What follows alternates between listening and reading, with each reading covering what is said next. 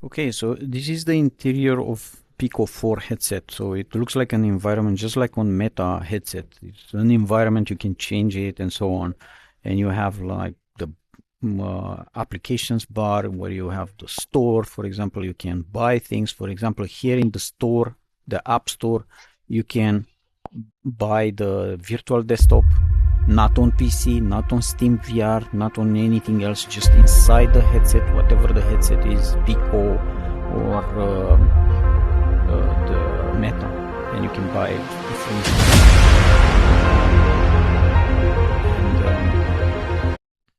and we can close the. And on library, you have the installed apps. So for example, I have virtual desktop and I can start it and it will connect automatically. It's wireless, it will connect automatically to the virtual desktop. And now I'm in the virtual desktop environment, which is a pass-through environment. I see outside of me, but I can change it also here. So for example, I press the button here, this button, the white one. I don't know if it's beside the red one. There is a white button, and I change the environment, for example, to this environment, for example. And now everything changes. So this is another environment, but this does not run inside the headset, basically, on Pico, but it runs on the PC. But I prefer the pass-through environment because I can have a bigger screen.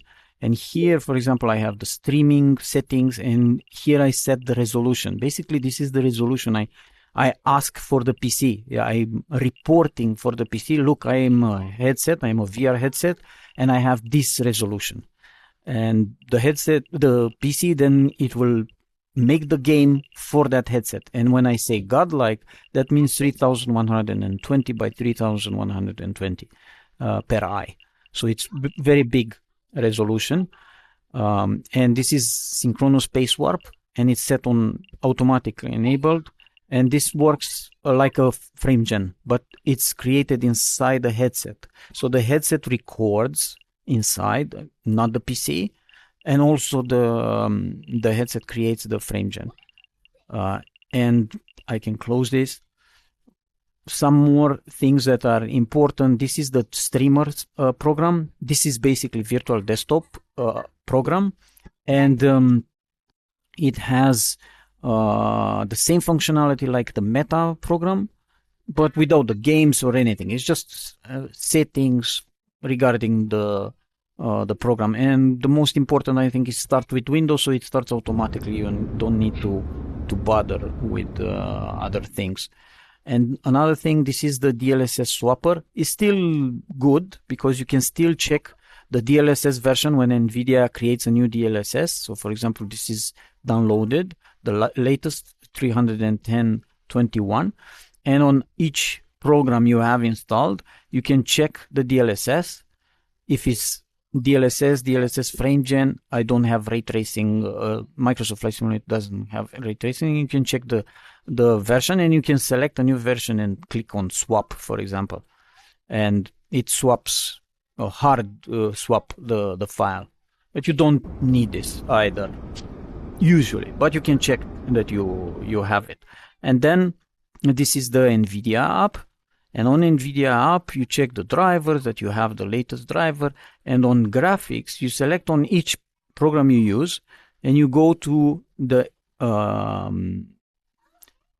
this setting, the driver setting, and you can check at least the DLSS and check if you are using the default. This is the default, and this is the different settings for DLSS, and I'm using the latest. Ray reconstruction is not active, but and then for super resolution I'm using the latest preset, which is the best one. And quality, you can select quality or other profile. In Microsoft Flight Simulator you have even ultra quality. DLA, that means 100%, no reduction, but just anti-aliasing. And use 3D application settings. That means whatever I set in Microsoft Flight Simulator, it will do, but I'm not. So I'm forcing. And also you can set custom, and you select a different quantity in resolution. I'm using quality now enforced. And so this is the NVIDIA map. And now this is the program, the Microsoft Flight Simulator program. And I'm in 2K. The screen is in 4K, but I'm using window in 2K. And I have frame gen in 2K. There is frame gen, so the actual frame rate is around 60 FPS.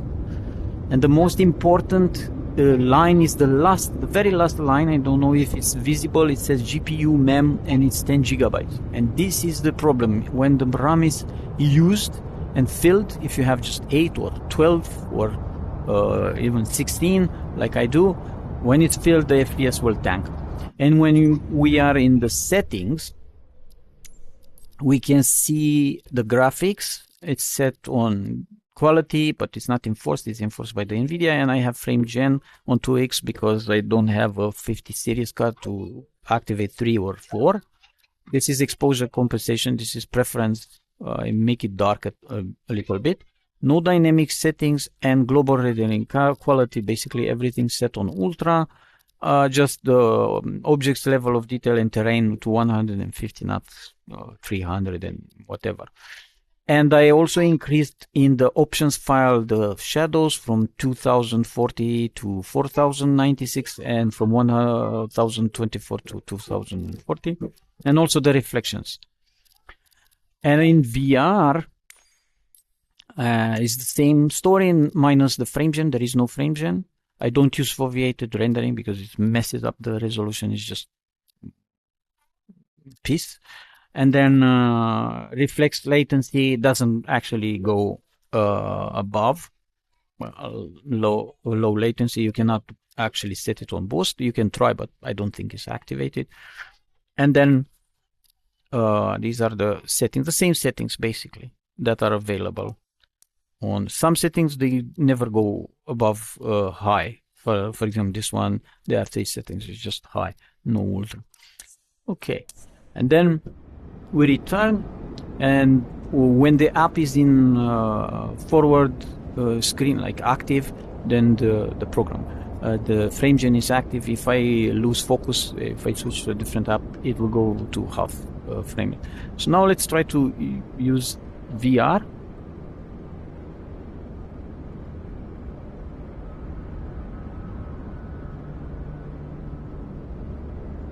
It will take a while.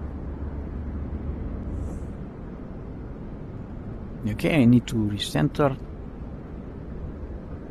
And now I see my frame rate in this window. So it says it's 60-ish, but actually it's half because the space warp is doubling the frame rate. So the actual frame rate is about 30. And now you don't see in the recording the left eye, which has the window with the FPS from Microsoft, but I still see it, and I see the GPU mem now is 13 point something. It's close to 14.8. I think it's the maximum, and if it reaches 14, then all bets are off. I can remove this, and that means it's just going to tank the FPS if the memory gets full. So it works inside the cockpit. Basically, it's 50-60 FPS on a very complex airport. This is Nice, France, but it's modded, so it's very complex. Has a lot of objects and so on. And the helicopter, this helicopter is a modded helicopter, so an add-on. So it's not running perfectly either. It's okay, it's doable, but it works. This is the thing that it's important to understand, that it's working, especially with Sim Update 2. It's working on virtual desktop without problems. Yeah, so that's the idea.